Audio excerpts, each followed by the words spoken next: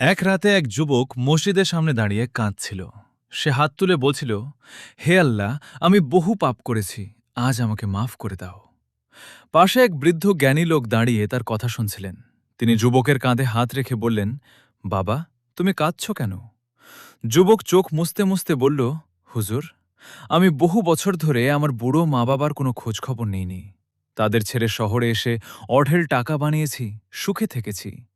কিন্তু আজ শুনলাম কিছুদিন আগে আমার মা পথ চেয়ে থাকতে থাকতে মারা গেছেন। আর আমার বৃদ্ধ বাবা অর্থাভাবেও একা কাটানো কষ্টে অসুস্থ হয়ে হাসপাতালে মৃত্যুর মুখোমুখি।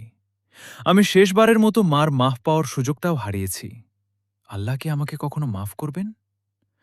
বৃদ্ধ তাকে পরম মমতায় বললেন, মা মারা গেছেন, কিন্তু বাবা তো এখনো বেঁচে আছেন। মাফ চাওয়ার দরজা এখনো পুরোপুরি বন্ধ হয়নি।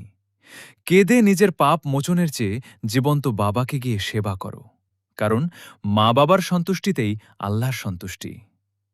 যুবক মুহূর্তেই নিজের ভুল বুঝতে পারল। সে রাতের ট্রেনেই গ্রামের উদ্দেশ্যে রওনা হল। হাসপাতালে গিয়ে দেখে তার অসুস্থ বাবা অর্ধ অচেতন অবস্থায় শুয়ে আছেন। যুবক হাঁটু গেড়ে বসে বাবার পায়ে মাথা রেখে ফুঁপিয়ে কেঁদে উঠল এবং বলল, বাবা, আমাকে মাফ করে দাও। বৃদ্ধ বাবা চোখ খুলে ছেলেকে জড়িয়ে ধরলেন। তার চোখ দিয়ে জল গড়িয়ে পড়ল। তিনি বললেন, আমি তো প্রতিদিন তোর জন্য আল্লাহর কাছে দোয়া করেছি রে বাবা, যেন তুই ভালো থাকিস।